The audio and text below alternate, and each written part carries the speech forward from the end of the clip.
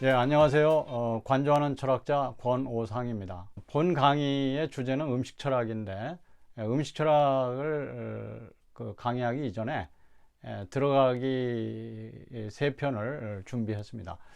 그 들어가기의 주제는 이제 왜 철학인가라는 주제인데요.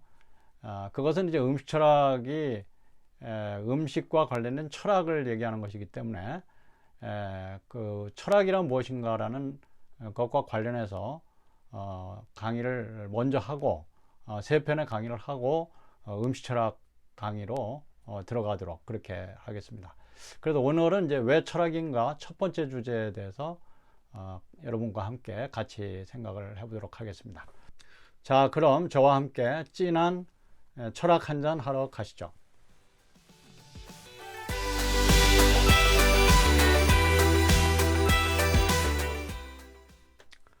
예, 저 자신을 좀 소개를 하면, 저는 우선 이 복잡한 세상을 떻게 간단하게 이해할 수 있을까에 관심이 많습니다. 그러나 철학이라고 하는 그 학문은 바로 이런 복잡한 세상을 단순하고 간단하게 이해할 수 있게 하는 아주 중요한 학문이라고 생각합니다.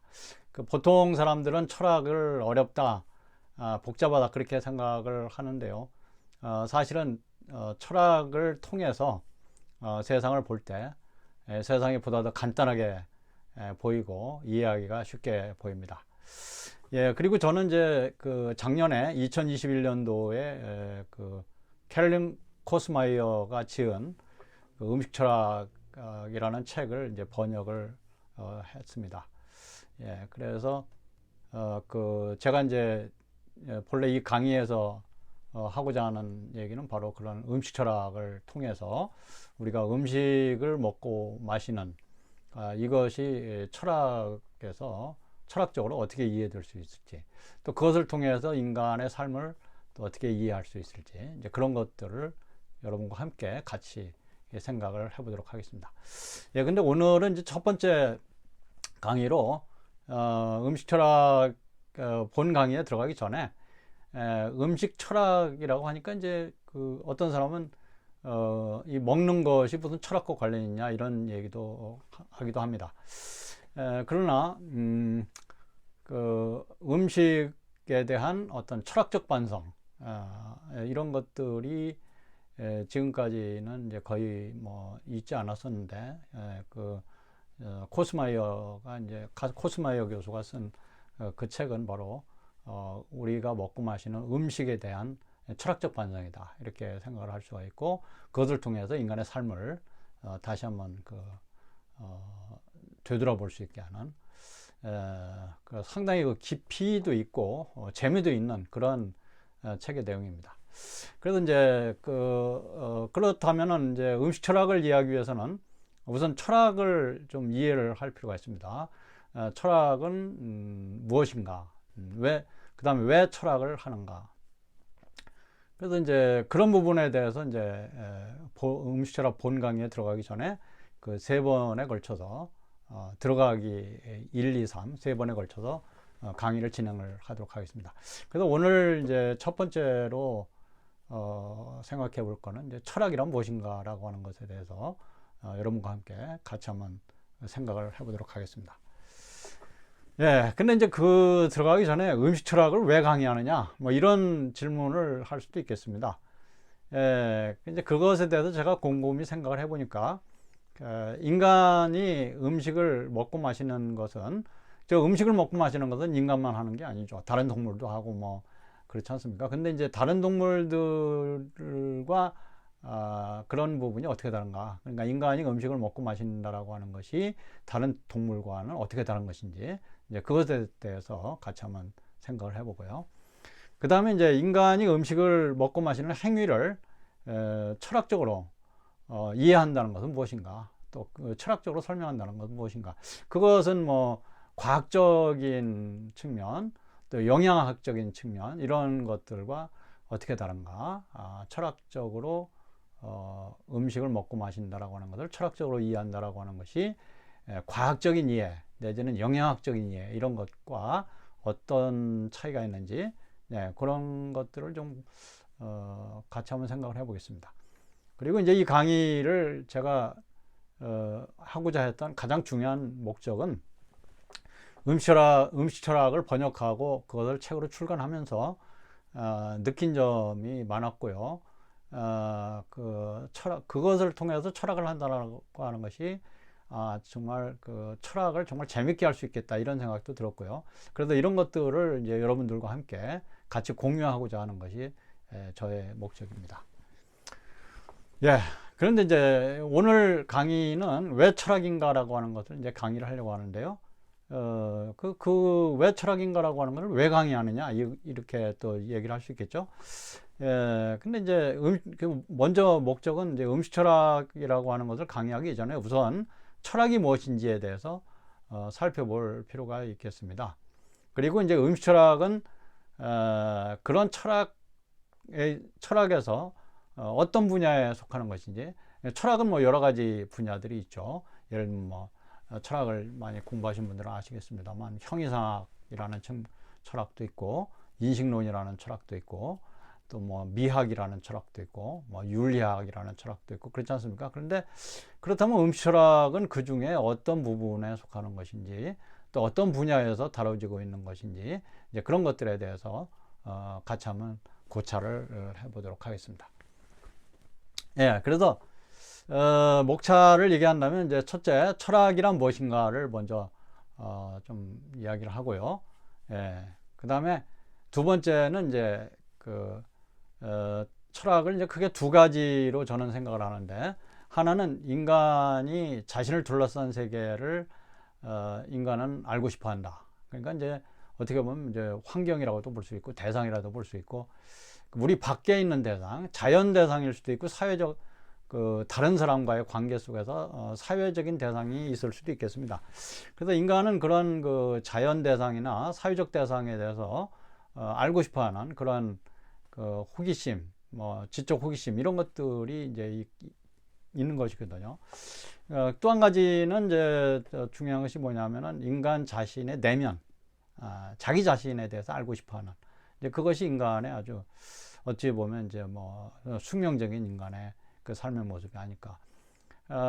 이제 그런 것들을 이제 근원적으로 알고 싶어하는 것이 바로 철학이 아니냐. 그래서 오늘 시간에는 이제 자신을 둘러싼 세계를 알고 싶어한다라고 하는 인간의 측면을 같이 한번 생각을 해보도록 하겠습니다. 참고문헌은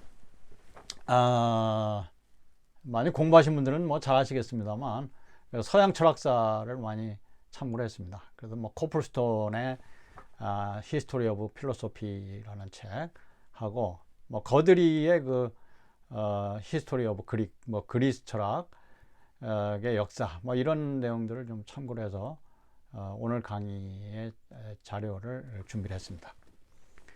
예, 그래서 먼저 이제 철학에 대하여 라는 주제로 같이 한번 생각을 나눠볼까요? 철학의 의미 내지는 철학의 뜻, 철학이라는 무엇인가? 뭐 철학하면은 우리말로는 뭐 밝을 철자 뭐 이렇게도 얘기하고, 그래서 뭐 한자로도 이제 그렇게 씁니다만, 그러니까 이제 진리를 밝힌다 이런 의미가 크죠. 철학이라는 그 말의 의미가 우리말로도. 근데 이제 영어로는 이제 필로소피 그럴 때 필로소피라는 말은 원래 그리스에서 이제 그리스어에서 나온 것이죠. 그래서 뭐 필레인이라는 말과 소피아라는 말이 이제 합쳐진 것이죠. 뭐 여러분 잘 아시겠습니다만, 필레인이라고 하는 것은 이제 뭐 필로스라고도 우리가 이제 합니다만, 그 사랑이라는 뜻이고요. 그 다음에 소피아라는 것은 이제 지혜라는 뜻이죠. 그래서 철학이라고 하는 것은, 필로소피라고 하는 것은 뭐 지혜를 사랑한다 이런 의미가 있는 것이죠. 근데 이제 여기서 이제 우리가 이런 생각을 해볼 수가 있습니다. 왜 지식을 사랑한다고 하지 않고 지혜를 사랑한다라고 얘기하는가? 그럼 지식이라고 하는 것은 지혜라고 하는 것과 좀 의미가 다르죠.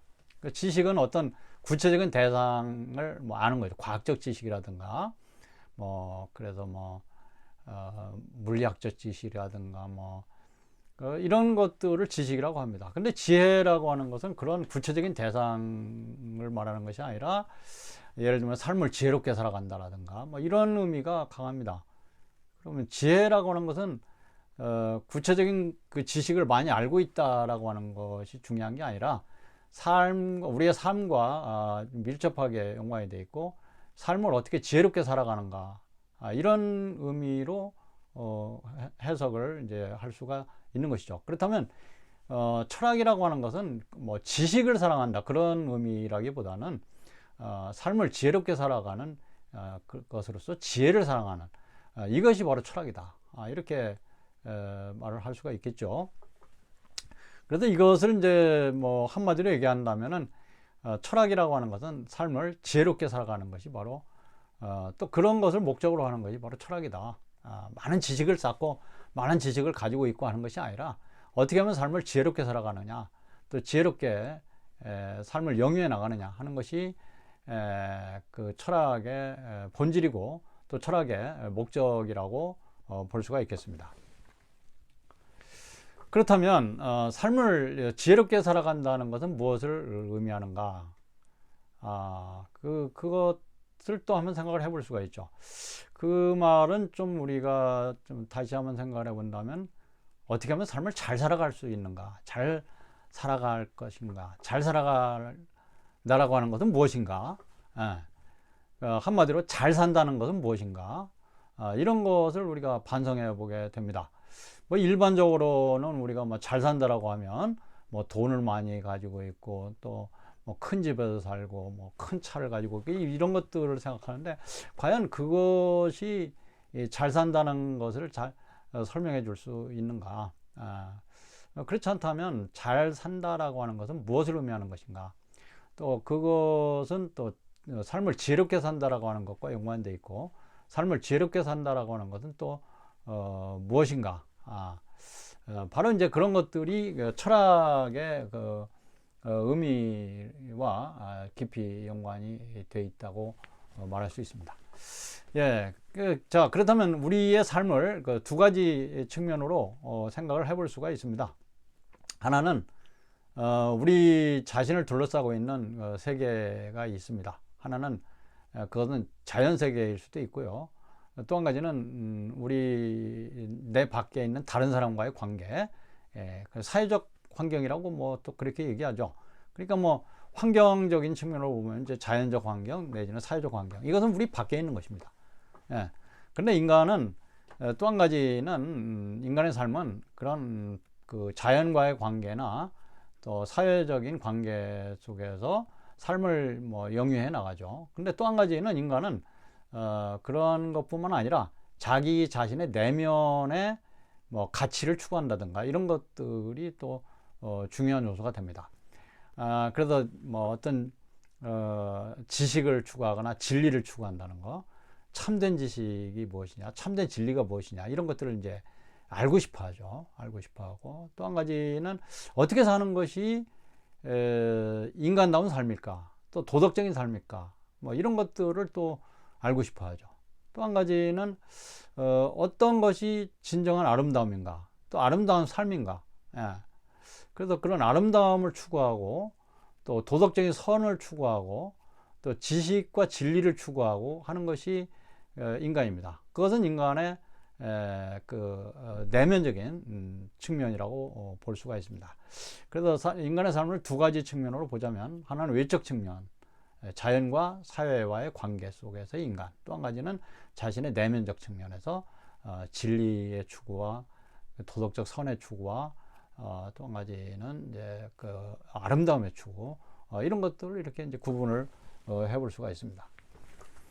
그 먼저 이제 인간은 자연과의 관계에서 우선 그 자연의 변화를 많이 경험을 하게 되죠. 봄에는 꽃이 피고 뭐 여름에는 이제 뭐 잎이 무성하고 또 가을에는 열매가 열리고 겨울에는 자 그런데 이 자연의 계절에 따라 자연이 변화되는 것, 또 자연에는 그런 변화가 있는데 그런 변화에는 어떤 원리가 또 있는지, 예. 또 그런 자연의 변화 원리를 잘 알아야 어떻게 보면 이제 농사도 잘 지을 수 있고, 그 말하자면 그 농사 결과 수확도 늘릴 수가 있는 것이죠. 그래서 자연을 알고 싶어 합니다. 또 자연의 그 밖의 자연 현상뿐만 아니라 그런 자연 현상이 일어나는 그 어떤 원리를 알고 싶어 하는 것이 인간입니다. 또 한 가지는 인간과 인간이 사회와의 관계 속에서 다른 사람을 잘 이해하고 싶어 하죠. 또 한 가지는 이제 사회가 돌아가는 이치, 인간관계의 이치라든가, 또 예법, 다른 사람과의 관계에서 지켜야 할 예법은 또 무엇인지, 뭐 이런 것들을 알고 싶어 하죠. 또 그런 것들을 잘 알아야 사회에 잘 적응할 수 있고, 사회에 잘 적응해서 살아갈 수가 있게 되겠죠. 예. 그래서 이제 우선 철학은, 이제 철학이라고 하는 것은 우선은 철학이 시작할 때, 그러니까 철학의 탄생 시기를 보면은 우선은 인간은 인간 밖에 있는 자연을 알고 싶어 했습니다. 그 자연 세계의 원리를 알고 싶어 했습니다. 그런 노력에서 사실은 자연 철학이라고 하는 것이 이제 탄생을 하게 된 것이죠. 그래서 이제 철학의 역사를 보면 그 소크라테스를 기점으로 해서 소크라테스 이후의 철학과 소크라테스 이전의 철학으로 구분을 하는데, 소크라테스 이후의 철학은 인간을 중심으로 한 철학입니다. 그러니까 그 철학적 탐구 대상이 인간이라고 말할 수 있죠. 그런데 이제 소크라테스 이전의 철학은 철학적 탐구 대상이 인간이 아니라 자연이었던 것이죠. 자연이고 그 자연의 말하자면 이치 또는 자연의 그 변화 원리, 또 자연의 만물이 어떻게 생성되고 소멸되는가, 또 그런 것들을 생성하고 소멸하는 그 근원은 무엇인가, 이런 것들을 탐구했던 것이 자연 철학이거든요. 그래서 이제 이 자연 철학이 이제 그렇게 해서 탄생이 되게 된 것이죠. 근데 이제 자연 철학이 탄생하기 또 이전에, 그러니까 자연 철학이 나오기 이전에는 자연의 모든 변화를 그렇게 철학적으로 뭐 탐구하고 한 것이 아니라 신의 원리로, 신의 섭리로 그것을 이해를 했던 것이죠. 이제 그것을 바로 이제 신화의 시대라고 얘기를 합니다. 그래서 예를 들면 이제 여러분들 잘 아시겠습니다만 이제 그리스 로마의 신화, 이런 것들은 사실 그 철학 이전의 신화 시대라고 얘기를 할 수가 있죠. 그런데 이제 그 신화의 시대로부터 철학의 시대로 넘어가면서 자연을 철학적으로 탐구하고 철학적으로 원리를 이제 찾았던 것이 바로 자연 철학으로 넘어가게 된 것입니다. 그래서 이 철학의 시대는 자연의 그 변화가 신의 섭리라는 그 생각에서 이제 벗어나게 된 것이고요. 자연 그 자체를 자연 그 자체에서 어떤 자연의 변화의 원리를 찾으려고 했던 것이 바로 자연 철학이다. 이렇게 얘기를 할 수가 있죠. 예, 뭐 그 다음에 이제 자연 철학, 아까도 얘기했습니다만 자연 철학 시대를 넘어서서 이제 인간의 철학으로 넘어간. 그래서 이제 아까 이제 소크라테스를 얘기했습니다만 소크라테스 이후의 철학, 뭐 소크라테스 이후에 플라톤, 아리스토텔레스를 거치면서 인간의 본성에 대한 이해, 또 인간의 도덕성에 대한 이해, 또 그 인간의 그 삶이 추구하는 것은 무엇인지, 또 아름다움에 대한 이해, 이런 것들을 이제 탐구했던 것이 바로 그 인간 중심 철학, 뭐 이렇게 또 얘기를 할 수가 있겠죠. 예, 자, 그러면 이제 철학의 의미를 이제 여기까지 일단 좀 한번 생각해보고, 두 번째로 철학의 의미를 또 한번 생각을 해보겠습니다. 다른 측면에서 그 철학은 어떤 학문인가, 뭐 이런 질문을 할 수가 있겠죠. 근데 철학은 이제 학문 분야로 볼 때는 다른 학문들하고 상당한 차이가 있습니다. 그래서 예를 들면 정치학이라든가 경제학이라든가 법학이라든가 뭐 공학이라든가 농학이라든가 뭐 이런 것들을 탐구하는 학문들은 어떤 특정 영역을 탐구하는 것이죠. 정치학은 정치 현상을 탐구하는 것이고, 경제학은 경제 현상을 탐구하는 것이고, 법학은 이제 법률 현상을 탐구하는 것이죠.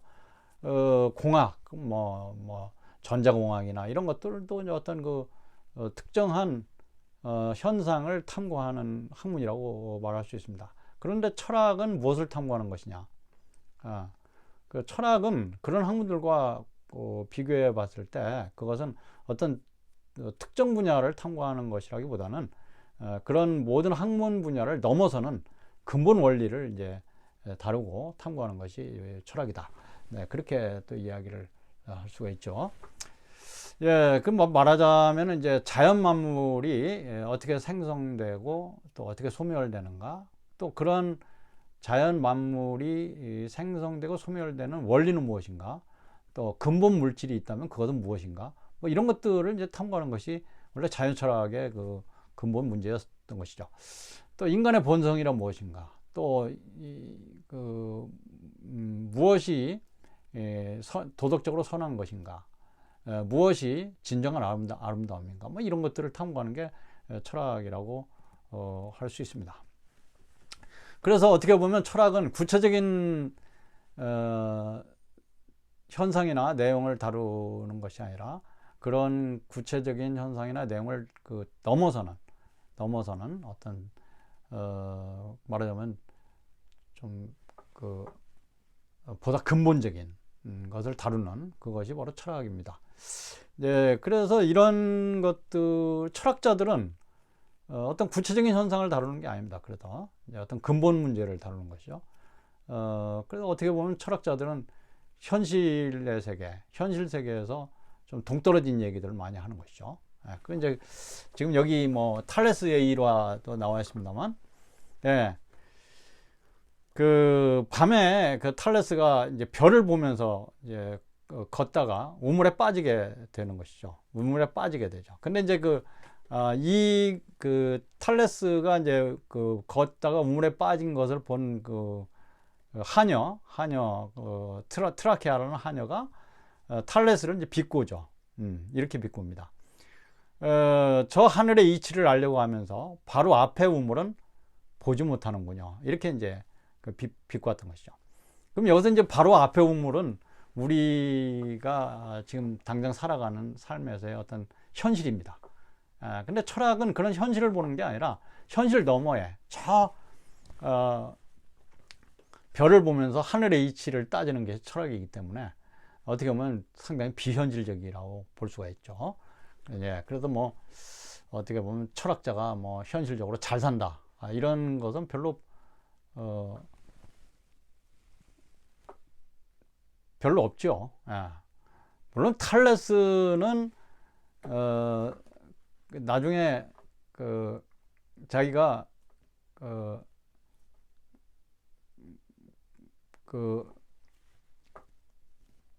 어떤 그런 경제적인 활동을 해가지고 돈도 많이 벌었던 사람입니다. 사실 탈레스는.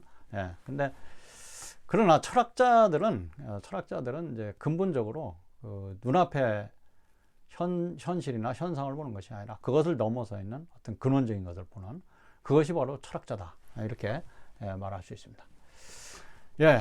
그래서 철학은 특정 학문 분야들의 특정 분야를 다루는 것이 아니라 그런 것과 관련된 근본 원리를 찾는 것이고요. 그것을 또 제시하는 것이 철학입니다. 그래서 예를 들자면 이제 지금 우리가 요사이 이제